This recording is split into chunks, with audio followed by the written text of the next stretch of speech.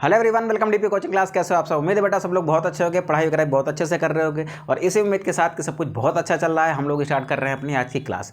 Last class में हमने क्या सीखा था? लास्ट क्लास में हमने सीखा था प्रकाशिक अपक्रिया और अप्रकाशिक अपक्रिया और वहाँ पर हमने स्वपोषण को पूरी तरीके से कंप्लीट कर लिया था। तो बेटा आज की क्लास में क्या सीखने वाले हैं? आज की क्लास में हम लोग सीखने वाले हैं विषम पोषण के बारे में। ठीक है, कि विषम पोषी पोषण क्या होता है। तो आप लोग भी फटाक से हेडिंग लगाएंगे बेटा, विषम पोषी पोषण। क्या लगाएंगे बेटा? विषम पोषी पोषण। इंग्लिश में इसको क्या कहते हैं बेटा? इंग्लिश में इसको कहते हैं हेट्रोट्रॉपिक न्यूट्रिशन।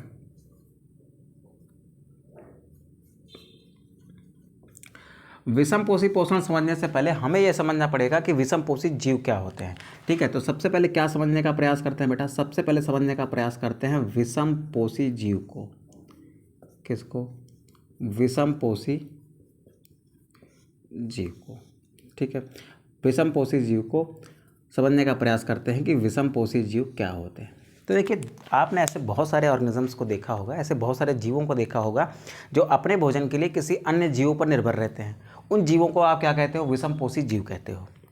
जैसे देखिए, हम ही लोग हैं, हम लोग अपने भोजन के लिए किसी अन्य जीव पर निर्भर होते हैं या फिर हरे पेड़ पौधे पर निर्भर रहते हैं। हरे पेड़ पौधे क्या होते हैं बेटा? स्वपोषी जीव हैं, तो वो भी तो एक जीव हुए ना। तो हम लोग क्या हैं बेटा? हम लोग विषम पोषी हैं। क्यों? क्योंकि हम लोग अपने पोषण के लिए अन्य जीवों पर निर्भर हैं। तो क्या लिखोगे आप? ऐसे जीव जो अपने भोजन के लिए किसी अन्य जीवों पर निर्भर रहते हैं वो क्या कहलाते हैं? विषम पोषी जीव कहलाते हैं। या फिर आप ऐसे भी कह सकते हो, वे जीव जो अपना भोजन स्वयं नहीं बना पाते और अपने भोजन के लिए अन्य जीवों पर निर्भर रहते हैं, वो क्या होते हैं? वो हमारे विषम पोषी जीव होते हैं। तो सबसे पहले परिभाषित करते हैं बेटा, हम लोग लिखते हैं कि वे जीव जो अपना भोजन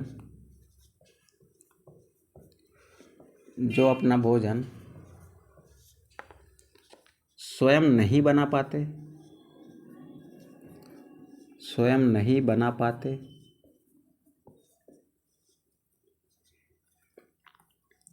तथा अपने भोजन के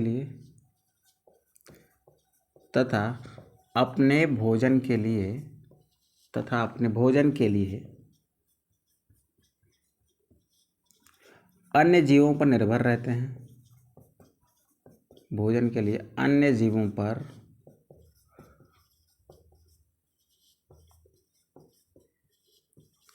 निर्भर रहते हैं, विषम पोषी जीव कहलाते हैं।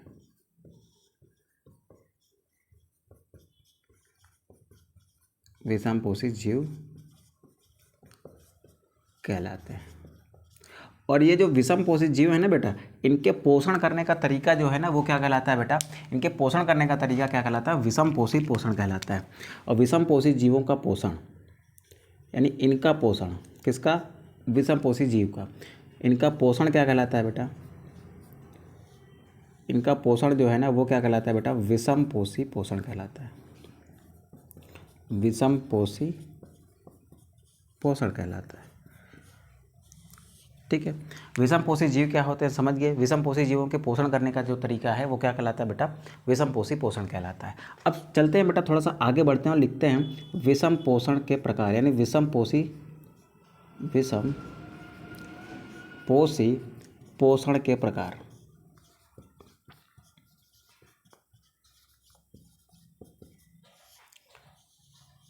ठीक है, जब हम विषम पोषी पोषण के प्रकार की बात करते हैं तो ऐसे तो बहुत प्रकार होते हैं, लेकिन इसके 3 मुख्य प्रकार जो आपको इस क्लास में सीखने हैं ना वो अभी हम बता देते हैं आपको। ठीक है, तो इसके मेनली कितने प्रकार हैं जो क्लास 10th लेवल पर आपको सीखने हैं? वो हैं बेटा 3।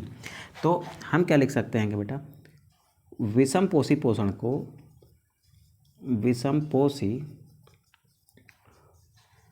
को निम्न तीन भागों में बांटा जा सकता है। निम्न 3 भागों में बांटा जा सकता है।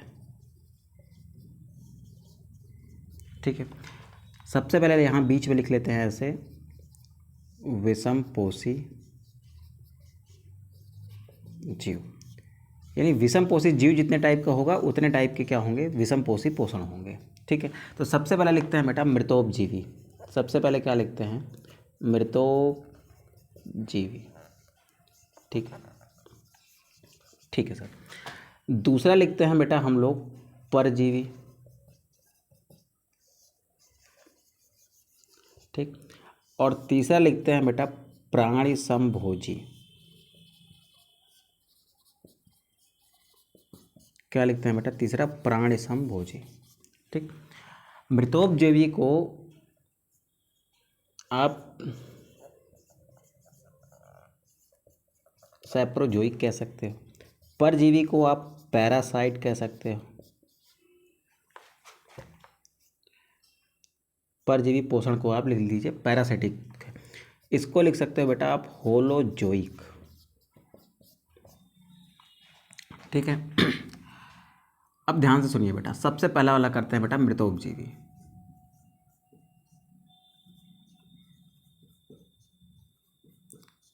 एक मिनट बेटा जरा चेक करना तो नीचे सब कुछ दिख रहा है कि नहीं दिख रहा?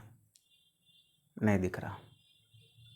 चलिए ठीक है, अब दिख रहा है बेटा नीचे। ठीक। तो सबसे पहले लिखते हैं बेटा मृतोपजीवी यानी सैप्रोजोइक। ठीक। क्या होते हैं मृतोपजीवी? देखो, ऐसे जीव जो अपना भोजन सड़े गले मृत पदार्थों से ग्रहण करते हैं वे क्या कहलाते हैं बेटा? वे कहलाते हैं मृतोपजीवी। ठीक है। तो क्या लिखोगे? वे जीव जो अपना भोजन, वे जीव जो अपना भोजन सड़े गले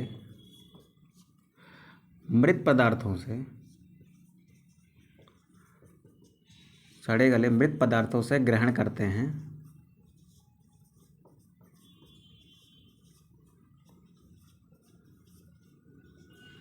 उन्हें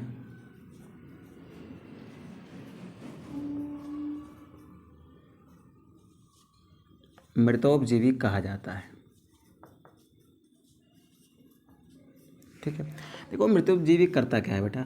मृतोपजीवी क्या करता है? जो सड़े गले मृत पदार्थ होते हैं ना, उन पर अपना जीवन यापन करता है।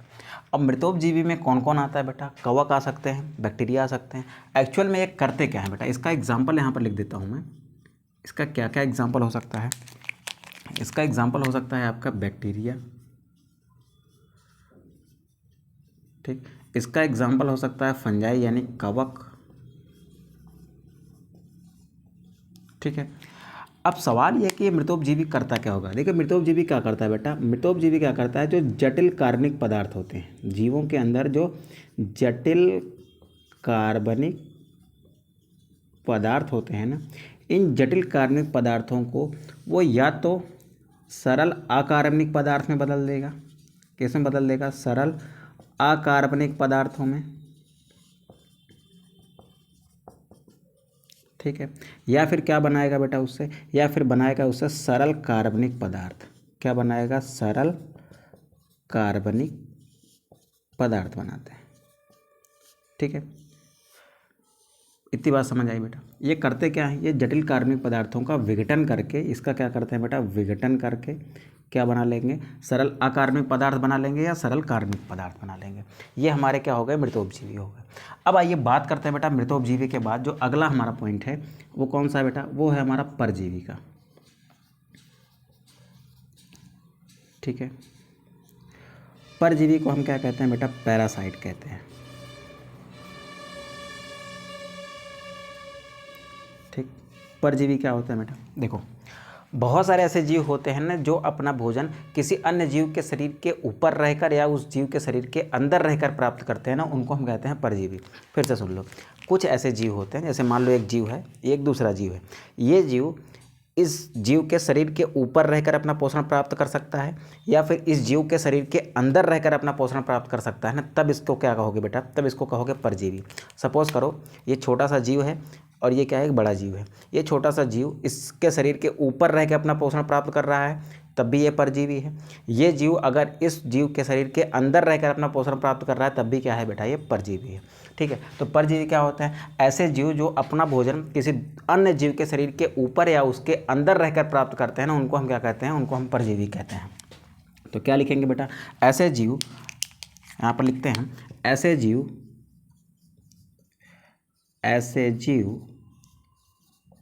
जो अपना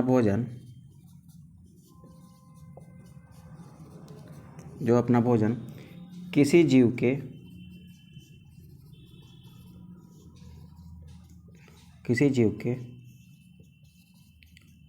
शरीर के अंदर रहकर या जीव के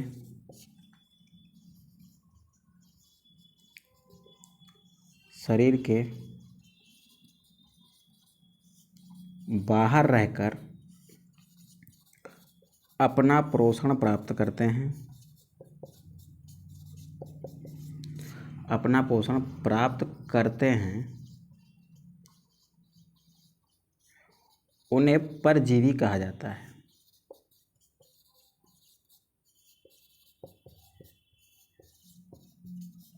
ठीक है, ये बात हो गई किसकी बेटा, परजीवी की।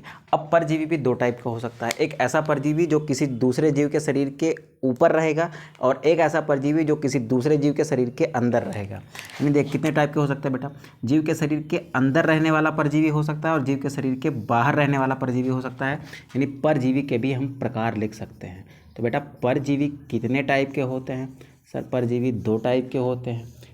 ठीक है, एक परजीवी ऐसा होगा जो किसी दूसरे जीव के शरीर के बाहर रह रहा होगा, तो उसको हम कहेंगे बेटा बाह्य परजीवी।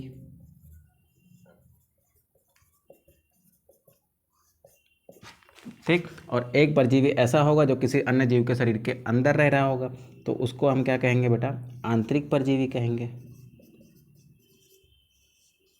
उसको कहेंगे आंतरिक परजीवी। ठीक, बाह्य परजीवी क्या होते हैं बेटा, बाह्य परजीवी वो परजीवी होते हैं जो किसी अन्य जीव के शरीर के ऊपर रह के अपना भोजन प्राप्त करते हैं, वो बाह्य परजीवी हैं। आंतरिक परजीवी वो हैं जो किसी अन्य जीव के शरीर के अंदर रहकर अपना भोजन प्राप्त करें, वो क्या है, आंतरिक परजीवी हैं। तो सबसे पहले बेटा यहाँ पर लिखता हूँ मैं बाह्य परजीवी। बाह्य परजीवी, बाह्य परजीवी को इंग्लिश में आप कहते हो बेटा एक्टोपैरासाइट। क्या कहते हैं उसको, ectoparasite. Then what is ectoparasite, क्या होते हैं बाह्य परजीवी, तो क्या लिखोगे, वे परजीवी जो अपना भोजन किसी अन्य जीव के शरीर के बाहर रहकर या शरीर के ऊपर रहकर प्राप्त करते हैं, उनको हम क्या कहते हैं बेटा, बाह्य परजीवी। तो क्या लिखोगे, वे परजीवी, वे परजीवी जो अपना भोजन, जो अपना भोजन किसी अन्य जीव के, किसी अन्य जीव के शरीर के ऊपर रहकर प्राप्त करते हैं, शरीर के ऊपर रहकर प्राप्त करते हैं,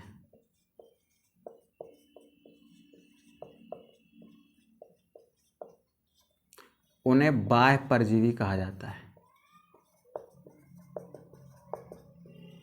उन्हें बाह्य परजीवी कहा जाता है। एग्जाम्पल बताइए सर। देख बेटा, एग्जाम्पल आपने देखा होगा ना, जहाँ पर बहुत टाइम तक खेतों वगैरह में पानी भरा होता है वहाँ पर जोंक आ जाती है। अगर आप गांव से बिलोंग करते हैं तो आपने देखा होगा, ज़रूर देखा होगा। क्या होती है बेटा, जोंक हो गया और फिर सिर में पड़ने वाली क्या हो गई, जू हो गई, ये सब क्या है बेटा, आपके बाह्य परजीवी है। ठीक है, फिर चलते हैं बेटा कहाँ पर, हम लोग चलते हैं आंतरिक परजीवी में।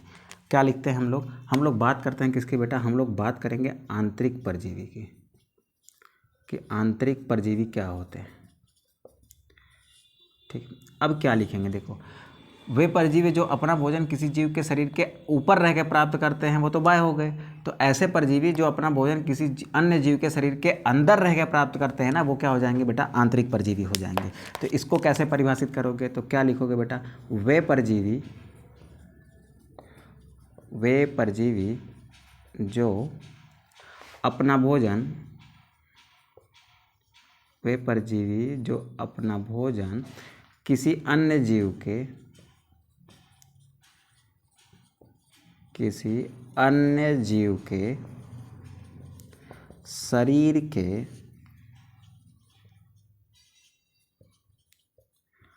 अंदर रहकर प्राप्त करते हैं,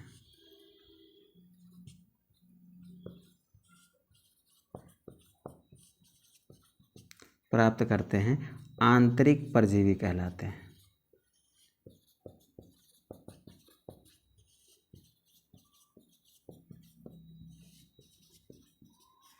ठीक, एग्जाम्पल क्या लिखोगे बेटा? एग्जाम्पल हो गया जैसे एक आपने देखा होगा ना, अगर आप गांव से बिलोंग करते हैं तो आपने देखा होगा, कभी बचपन में देखा होगा या फिर अभी देखा होगा कि गाय भैंस वगैरह का जो गोबर होता है ना, उनके अंदर कुछ सफ़ेद रंग के कीड़े निकलते हैं। ठीक है, वो सफ़ेद रंग के कीड़े एक्चुअली में फीता क्रीम होते हैं। ठीक है, तो कहाँ पाए जाते हैं? जीव के शरीर के अंदर पाए जाते हैं। तो इसका पहला एग्जाम्पल लिखते हैं बेटा हम लोग फीता क्रीम। क्या लिखते हैं? फीता क्रीम लिखते हैं। सेकेंड एग्जाम्पल इसका लिखते हैं बेटा यकृत क्रीम। ठीक है, और हम लोगों की बॉडी में पाया जाता है एक छोटा सा परजीवी जिसके कारण हम लोगों को मलेरिया होता है, जिसको हम मलेरियल पैरासाइट कहते हैं। नाम उसका बेटा प्लाज्मोडियम है। आपने ये सुना होगा कि मलेरिया किसके कारण होता है, तो लोग, बहुत सारे लोग ये कहते हैं मच्छर के कारण होता है। मच्छर के कारण नहीं होता बेटा, वो होता है एक ऐसे एक कोष की जीव के कारण है जो मच्छर के अंदर रहता है और पाया जाता है, और वो मच्छर उसके लिए वाहक का काम करता है। ठीक है, उस जीव का नाम बेटा प्लाज्मोडियम है। क्या नाम है उसका? प्लाज्मोडियम। तो मलेरिया का जो पैरासाइट है कहाँ होता है बेटा? हमारे ब्लड में होता है, जिसको हम कहते हैं बेटा प्लाज्मोडियम।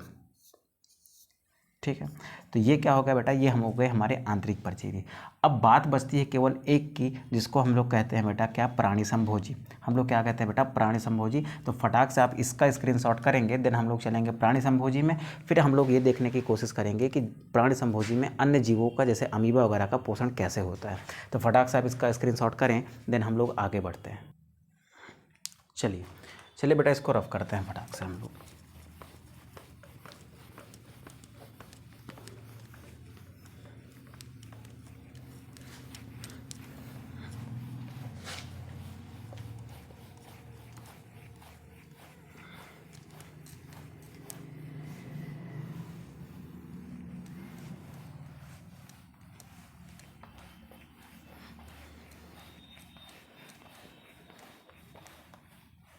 चल बेटा, अब हम लोग पढ़ते हैं बेटा क्या? हम लोग पढ़ने की कोशिश करते हैं प्राणी संभोजी पोषण। ठीक है, सबसे पहले हम लोग लिखेंगे थर्ड नंबर प्राणी संभोजी। देखिए, प्राणी संभोजी का मतलब क्या होता है? ठीक है, इसको हम लोग इंग्लिश में नाम ले देते हैं होलोजोइक का। ठीक है, प्राणी संभोजी क्या होते हैं? देखिए, प्राणी सम का मतलब होता है प्राणी के समान। इसको अगर तोड़ोगे ना आप, तो प्राणी सम का मतलब होता है प्राणियों के समान, यानी प्राणियों के समान भोजन को करने वाले को क्या कहते हो? प्राणी संभोजी कहते हो। अब प्राणी भोजन कैसे करता है? हम लोग भी तो प्राणी हैं, कैसे भोजन करते हैं? भोजन को या तो ठोस पदार्थ के रूप में ग्रहण करते हैं या तो फिर तरल पदार्थ के रूप में ग्रहण करते हैं। तो भोजन को ठोस या तरल पदार्थ के रूप में ग्रहण करने की प्रक्रिया क्या कहलाती है बेटा? प्राणी संभोजी पोषण कहलाती है। ठीक है, क्या लिखेंगे बेटा? प्राणी संभोजी क्या होते हैं? ऐसे जीव जो अपने भोजन को तरल पदार्थ या ठोस पदार्थ के रूप में ग्रहण करते हैं ना, वो क्या कहलाते हैं? प्राणी संभोजी कहलाते हैं। तो क्या लिखोगे बेटा? वे जीव जो अपना भोजन ठोस पदार्थ या तरल पदार्थ के रूप में ग्रहण करते हैं।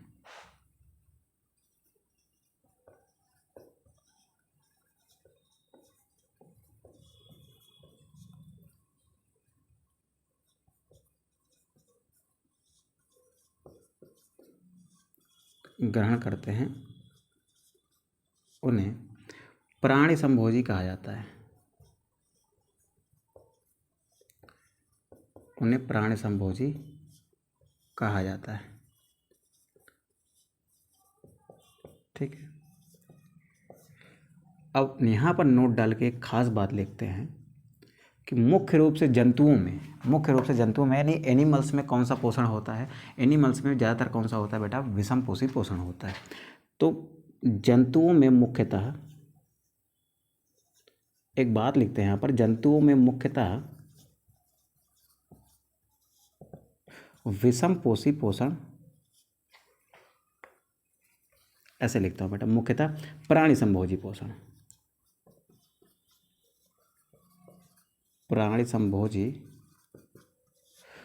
पोषण पाया जाता है।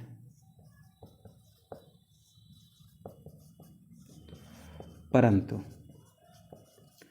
भिन्न भिन्न जीवों में, यानी अलग अलग जीवों में या अलग अलग जंतुओं में, ये प्राणी संभोजी पोषण का तरीका भी क्या हो सकता है? अलग अलग हो सकता है। हमारे अंदर पोषण की प्रक्रिया क्या है, थोड़ा सा अलग है। अब एक कोष की कोई जीव होगा जैसे अमीबा, उसके अंदर पोषण की प्रक्रिया क्या होगी, थोड़ा सा अलग होगी। तो यहाँ लिख सकते हैं परंतु भिन्न भिन्न जीवों में, परंतु भिन्न भिन्न जीवों में ये पोषण भिन्न भिन्न प्रकार का हो सकता है, भिन्न भिन्न प्रकार का हो सकता है। ठीक है, तो हमारे जो सिलेबस में है हम उसको केवल छोटा सा देखने का प्रयास करते हैं बेटा। हम लोग पढ़ेंगे प्राणी समभोजी पोषण, हम लोग पढ़ेंगे क्या, प्राणी समभोजी पोषण। एक पढ़ेंगे बेटा अमीबा में पोषण, अमीबा भी एक जंतु है, एक कोष की जंतु है, उसमें कैसे होता है पोषण, तो उसमें पढ़ेंगे। फिर हम लोग थोड़ा सा डिटेल में पढ़ेंगे किसमें, मानव में पोषण, यानी हम लोग अपने अंदर भी पोषण की प्रक्रिया को देखने का प्रयास करेंगे। तो अमीबा में पोषण हो गया बेटा और मानव में पोषण हो गया। ठीक है, चलो सबसे पहले हम लोग देखने की कोशिश करते हैं बेटा अमीबा में पोषण। ठीक है, अमीबा में पोषण। ठीक है, यहाँ लिखते हैं हम लोग न्यूट्रिशन इन अमीबा। ठीक है, सबसे पहली बात अमीबा क्या है बेटा, अमीबा एक कोष की जीव है, एक कोष की जीव है तो उसके अंदर सुविकसित पाचन तंत्र या पोषण करने के लिए पाचन तंत्र नहीं होता है। ठीक है, तो हम क्या लिखते हैं, पहले एक डायग्रामेटिक तरीके से अमीबा के अंदर पोषण को समझ लेते हैं, फिर उसको हम लोग लिख लेंगे। ठीक है, तो सबसे पहले क्या करते हैं बेटा, एक ऐसे अमीबा बनाते हैं। ये क्या है बेटा, आपका एक अमीबा है। ठीक है, अमीबा की कोई निश्चित संरचना होती है, नहीं होती है। ठीक है, एक मिनट बेटा। ठीक है, तो हम लोग क्या करते हैं, एक अमीबा बनाया। अमीबा एक यूकैरियोटिक सेल होता है, इस वजह से इसमें केंद्रक भी है। ठीक है, इसके अंदर क्या बना देते हैं बेटा, इसके अंदर ये बना दिया हमने कोशिका द्रव्य, एक ग्रीन कलर का इसमें भर दिया क्या, कोशिका द्रव्य। और ये क्या है, अमीबा की प्लाज्मा झिल्ली है। क्या है ये इसकी प्लाज्मा झिल्ली है। बाहर ये इसके अंदर का कोशिका द्रव्य है और ये क्या है, इसका केंद्रक है। ठीक है, तो सबसे पहले क्या लिखेंगे, सबसे पहले लिखते हैं ये इसकी क्या हो गई, प्लाज्मा झिल्ली हो गई। दूसरा बेटा इसके अंदर का क्या हो गया, कोशिका द्रव्य हो गया। तीसरा जो इसके अंदर है बेटा, तीसरा इसका क्या हो गया, केंद्रक हो गया। ठीक है, अब अमीबा में पोषण कैसे होता है वो समझने की कोशिश करते हैं यहाँ इस स्टेप से। सबसे पहले क्या देखेंगे बेटा, अमीबा है ये क्या है, एक अमीबा है। ठीक, अमीबा के अंदर ये क्या है, उसका केंद्रक है। ठीक है सर, और अमीबा जिस माध्यम में पड़ा हुआ है, चलो ये माध्यम है, जिस माध्यम में क्या है आपका अमीबा है, ये एक माध्यम है और इस माध्यम में क्या पड़ा हुआ है, एक अमीबा पड़ा हुआ है।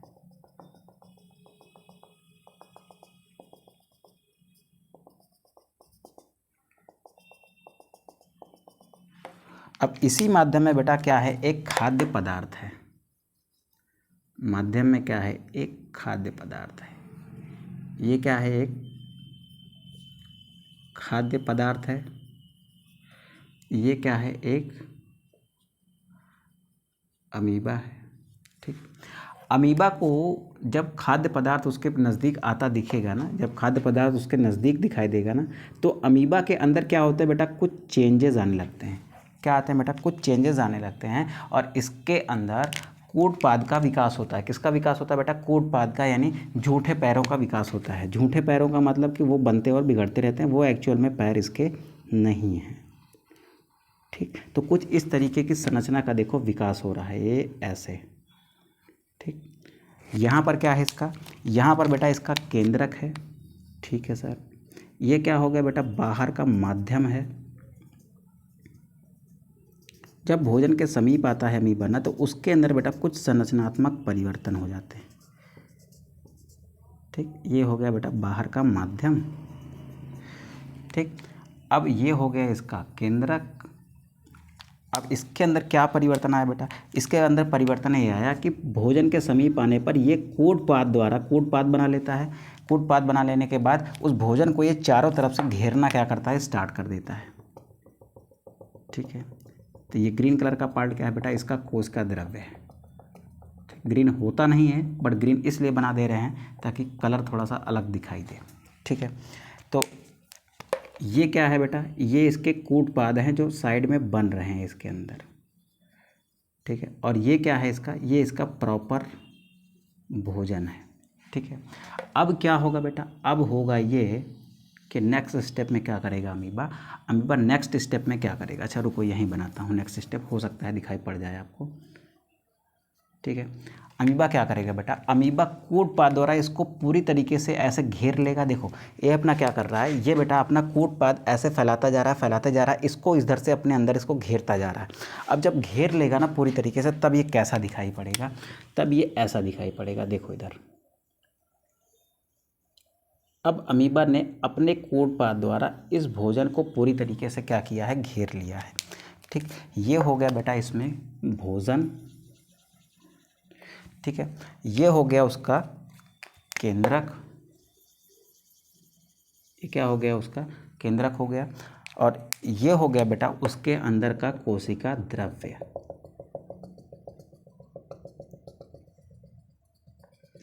ठीक है, अब इसको चारों तरफ से घेर के इसने क्या कर लिया, अपने अंदर कर लिया। और इसके बाहर आप ऐसे माध्यम बना ही लेंगे कि इसके बाहर क्या है, ये माध्यम है जिसमें आपका अमीबा पड़ा हुआ है। ठीक है, फिर क्या होगा बेटा, फिर आगे देखते हैं क्या होता है। ठीक है, अब आगे देखते हैं क्या होता है। अगले स्टेप में क्या होगा बेटा, ये वाला हिस्सा जो इसका कूट पाद वाला हिस्सा है ये जुड़ जाएगा और ये भोजन पूरी तरीके से कहाँ चला जाएगा, अमीबा के शरीर के अंदर चला जाएगा। तो ये कूट पाद देखो ऐसे जुड़ गया। अब इसके अंदर क्या था बेटा, इसके अंदर था केंद्रक। क्या था इसके अंदर, इसके अंदर था केंद्रक। अब इसके अंदर ये भोजन है। अब भोजन को एक मेम्ब्रेन द्वारा, छोटी सी मेम्ब्रेन द्वारा ऐसे घेर कर कहाँ कर दिया गया है, अंदर कर दिया गया है, किसके, उसके अमीबा की कोशिका के अंदर कर दिया गया है। ठीक है, ये हो गया बेटा इसका कोशिका द्रव्य। अब इसके कोशिका द्रव्य में बहुत सारे होते हैं पाचक एंजाइम। ये क्या है बेटा, कोशिका द्रव्य है। कोशिका द्रव्य में क्या होते हैं, बहुत सारे पाचक एंजाइम होते हैं। वो पाचक एंजाइम ये जो भोजन अभी अंदर आया हुआ है ना, इसका क्या करते हैं, पाचन कर देते हैं। ठीक है, तो कैसे करेंगे बेटा, इधर देखो अभी क्या लिखेंगे, अभी हम लिखेंगे ये जो भोजन है ना, ये एक खाद्य रिक्तिका के रूप में कहाँ मौजूद रहता है, खाद्य रिक्तिका के रूप में मौजूद रहता है अमीबा की कोशिका के अंदर। अभी भी इसके बाहर हमको क्या बनाना पड़ेगा, इसके बाहर हमें माध्यम बनाना पड़ेगा।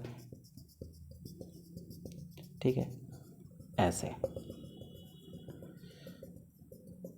ठीक है, अब क्या होगा बेटा, अब क्या होगा, अब क्या होगा, अब होगा ये कि कोशिका द्रव्य में उपस्थित बहुत सारे एंजाइम आपस में रिएक्शन वगैरह करके किससे, इस भोजन से इसका क्या करेंगे बेटा, पाचन करेंगे। ठीक है, अब क्या होगा बेटा, भोजन का पाचन हो जाएगा। भोजन का हो गया पाचन, ये हो गया अमीबा, ये हो गया बेटा इसका केंद्रक। अब हो गया भोजन का पाचन। भोजन का पाचन हुआ तो ऐसे छोटे छोटे रेड कलर के बहुत सारे खाद्य पदार्थ बन गए जो उपयोगी थे इसकी कोशिका के लिए। ठीक है, और क्या बना होगा बेटा, और इसके अंदर ऐसे ब्लैक कलर का कुछ वेस्ट बच गया। ठीक है, तो ये क्या है बेटा, उपयोगी पदार्थ हैं। भोजन से प्राप्त ये क्या है, उपयोगी पदार्थ हैं जिनका इस्तेमाल करके ये क्या बनाएगा बेटा, ये एनर्जी बनाएगा। और ये क्या है बेटा, ये अपशिष्ट है। ठीक है, अब क्या करेंगे बेटा, अब इसके अंदर क्या है, कोशिका द्रव्य है। ठीक है, अब क्या होता है बेटा, अब होता ये है कि ये अमीबा क्या करता है, अपने अंदर ये जो उपयोगी पदार्थ है ना बेटा, इस उपयोगी पदार्थ का पाचन करके अपने अंदर क्या बना लेता है बेटा, ये अपने अंदर एनर्जी बना लेगा। ठीक है, अपने अंदर क्या बना लेगा बेटा, एनर्जी बना के उसको स्टोर कर लेगा, यानी उपयोगी पदार्थ का इस्तेमाल कर लेगा और उपयोगी पदार्थ का इस्तेमाल करने के बाद इसके अंदर क्या बचेगा, इसके अंदर बचेगा बेटा ये अपशिष्ट पदार्थ। ठीक है, अपशिष्ट पदार्थ बचेगा और क्या बचेगा, और इसके अंदर रहेगा बहुत सारा कोशिका द्रव्य। क्या रहेगा बेटा, बहुत सारा कोशिका द्रव्य रहेगा। और इन दोनों के बाहर हमें माध्यम बना लेना चाहिए। ठीक है, क्योंकि अमीबा किसी न किसी माध्यम में ही पाया जाता है। ठीक है, ये कहाँ पर है बेटा, किसी न किसी माध्यम में है। ठीक, अब ये जो है ना बेटा, ये क्या है, ये अपशिष्ट है। क्या है बेटा, ये अपशिष्ट है। अब इस अपशिष्ट को यहाँ बनाए रखना अच्छी बात नहीं है, यहाँ बनाए रखना इसको अच्छी बात नहीं है। तो इसको क्या करना पड़ता है बेटा, इसको बाहर फेंकना पड़ता है। कहाँ फेंकना पड़ता है इसको बाहर फेंकना पड़ता है, यानी शरीर के बाहर फेंकना पड़ेगा। तो शरीर से बाहर फेंकने के लिए अमीबा क्या करता है बेटा, एक साइड की प्लाज्मा झिल्ली को ऐसे फुलाने लगेगा, ऐसे। ठीक, अब अपना जो अपशिष्ट पदार्थ है ना, इस अपशिष्ट पदार्थ को कहाँ भेजेगा, ये हो जाएगा इसका केंद्रक। अब इसका जो बेटा अपशिष्ट पदार्थ था ना, उसको ये एकदम किनारे की तरफ ऐसे कर देगा। और ये जो प्लाज्मा झिल्ली है ना, ये क्या होने लगती है बेटा, ऐसे हल्का सा क्या होने लगेगी, दबने लगेगी। ठीक है, ऐसे बाहर कर देगा इसको ऐसे एक साइड में। फिर क्या होगी, ये प्लाज्मा झिल्ली इधर से दब रही है और इधर से दबेगी, और इधर से दोनों से दबेगी ना, तो इसको क्या कर देगी बेटा, अलग कर देगी। अलग कर देगी तब क्या होगा, अलग कर देगी तो ये कोशिका से ये वाला हिस्सा क्या होगा, अलग हो जाएगा। देखो, प्लाज्मा झिल्ली इधर से दबेगी और प्लाज्मा झिल्ली इधर से भी दबेगी। अगर दोनों साइड से ऐसे दबेगी तो ये हिस्सा क्या होगा बेटा, बाहर हो जाएगा। ठीक है, बाहर होने का मतलब कैसा दिखाई देगा तब अमीबा तब ऐसा दिखाई देगा। ये होगा अमीबा और ये होगा इसका अपशिष्ट पदार्थ, जो कहाँ चला गया है बेटा, जो बाहर चला गया है। ये ऐसे जुड़ जाएगा हिस्सा, तो ये दोनों एक हो जाएगा। ये कहाँ चला जाएगा बेटा, अलग हो जाएगा। अलग हो जाएगा तब कैसे दिखाई पड़ेगा, तब ये ऐसे दिखाई पड़ेगा। ये हो जाएगा इसका केंद्रक और ये हो गया इसका कोशिका द्रव्य। और इसने जो भी एनर्जी प्राप्त की थी इस उपयोगी पदार्थ से, यानी ये भोजन था जिसका ये उपयोग करते थे ऊर्जा के लिए। ठीक है, तो उसको उसने क्या किया, अपनी सेल के अंदर स्टोर करके रख लिया होगा और इस अपशिष्ट को क्या कर दिया बेटा, बाहर कर दिया। ठीक है, अब यहाँ पर हमने माध्यम नहीं बनाया हुआ है, इसके चारों ओर माध्यम हम लोग बना लेते हैं। यहाँ पर हम लोग क्या करते हैं, माध्यम बना लेते हैं।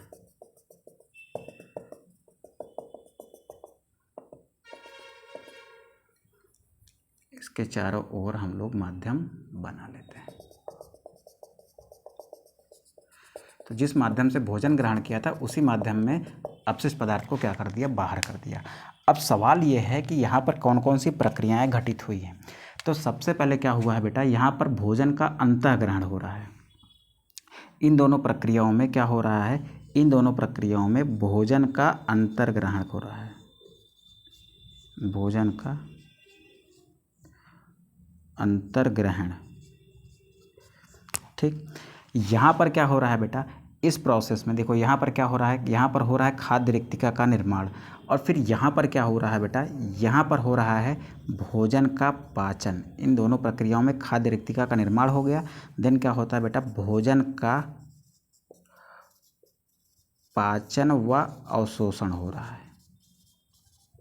यानी भोजन कहाँ पहुँच जा रहा है बेटा, भोजन पहुँच जा रहा है आपका कहाँ पर, भोजन पहुँच जा रहा है आपका पाचन करके कहाँ पर, सेल्स के अंगों में। ठीक है, सेल्स के अंगों में, कोशिका अंगों का मतलब देखो मेरी बात समझो, मेरे पास भोजन होता है, अगर मेरा ग्लूकोज है बेटा, तो ग्लूकोज का पाचन करके क्या बनते हैं, दो बनते हैं बेटा, पायरुवेट। फिर ये पायरुवेट कहाँ चले जाते हैं, माइटोकॉन्ड्रिया में चले जाते हैं। तो मेरे कहने का मतलब ये है कि भोजन का पाचन हो जा रहा है, भोजन यानी जो जटिल था वो उपयोगी पदार्थ यानी सरल पदार्थों में चेंज हो जा रहा है। अब यहाँ पर जो सरल पदार्थ है ना, इस सरल पदार्थों का विघटन होकर क्या बन जाती है, इस सरल पदार्थों का विघटन करके इसमें क्या बना ली जा रही है, ऊर्जा बना ली जा रही है। यानी यहाँ पर क्या हो रहा है बेटा, यहाँ पर हो रहा है भोजन का स्वांगीकरण। क्या हो रहा है, स्वांगीकरण, यानी भोजन से ऊर्जा प्राप्त की जा रही है। भोजन से ऊर्जा प्राप्त करने की प्रक्रिया को हम क्या कहते हैं, भोजन का स्वांगीकरण कहते हैं। कोशिका के अंदर भोजन को तोड़कर उससे ऊर्जा प्राप्त करने की प्रक्रिया ही क्या है, भोजन का स्वांगीकरण है। स्वांगीकरण करने के बाद यहाँ पर क्या बचता है बेटा, यहाँ पर बचता है कुछ अपशिष्ट पदार्थ। क्या बचता है, कुछ अपशिष्ट बचता है। और ये अमीबा की कोशिका क्या करती है, उस अपशिष्ट को बाहर ढकेल देती है। यानी यहाँ पर करती है वो क्या, यहाँ पर वो करती है बेटा बहिक्षेपण। क्या करती है बेटा, यहाँ वो करती है बहिक्षेपण। बहिक्षेपण, ठीक है, इसको आप कहते हो इजेशन, ठीक है। इस प्रकार से हमने अभी तक क्या समझ लिया कि बेटा अमीबा में पोषण कैसे होता है, वो क्या क्या करता है। पहले भोजन के नज़दीक जाएगा, फिर कूटपाद द्वारा उसको घेर के अंदर कर लेगा तो एक खाद्य रिक्तिका बन जाएगी। फिर इसके कोशिका द्रव के अंदर बहुत सारे एंजाइम होते हैं, वो एंजाइम इस भोजन का पाचन करके उसको सरल पदार्थ में यानी उपयोगी पदार्थ में चेंज कर देंगे। फिर इस सरल उपयोगी पदार्थ का पाचन होकर क्या बनेगी, ऊर्जा बनेगी, जिसको हम क्या कहते हैं, भोजन का स्वांगीकरण कहते हैं। इतना करने के बाद कुछ अपशिष्ट बच जाता है बेटा, उस अपशिष्ट को शरीर के बाहर करना पड़ता है। उसके लिए ये अमीबा बहिक्षेपण की प्रक्रिया द्वारा उसको क्या करता है बेटा, बाहर कर देता है। इतनी बात अगर समझ में आई हो तो बेटा वीडियो को लाइक करिएगा, अपने दोस्तों के साथ शेयर करिएगा। अगर सेशन बहुत अच्छा लगता है तो चैनल को सब्सक्राइब भी करिएगा। तो प्यारे बच्चों, आज की क्लास में हम लोग इतना ही रखते हैं क्योंकि क्लास थोड़ा सा लंबी हो जा रही है। नेक्स्ट क्लास से हम लोग स्टार्ट करेंगे बहुत ही ज़बरदस्त तरीके से मानव में पोषण, ठीक है, जहाँ पर हम समझेंगे कि मानव में की जो आहार नाल होती है उसकी संरचना कैसे होती है और मानव की आहार नाल में पाचन कैसे होता है, भोजन के अलग अलग अवयवों का पाचन कैसे होता है और फिर उन पचे हुए भोज्य पदार्थों का क्या होता है, ठीक है। तो ये सारी चीज़ें बेटा हम लोग आने वाली क्लासेस में समझने वाले हैं। बहुत ही डिटेल तरीके से हम लोग करने की कोशिश कर रहे हैं। एग्जाम्स अभी बहुत दूर है। बायोलॉजी का जब ये एक सेशन खत्म हो जाएगा तो फिर हम लोग स्टार्ट करेंगे बेटा केमिस्ट्री का एक सेशन, जिसमें हम लोग जो आपके 3-4 चैप्टर हैं केमिस्ट्री के उसको डिस्कस करने की कोशिश करेंगे, ठीक है। तो प्यारे बच्चों, इसी उम्मीद के साथ कि बहुत अच्छा लग रहा होगा सेशन, मिलते हैं हम लोग नेक्स्ट क्लास में। तब तक के लिए आप अपना ध्यान रखिए और अच्छे से पढ़ाई करिए।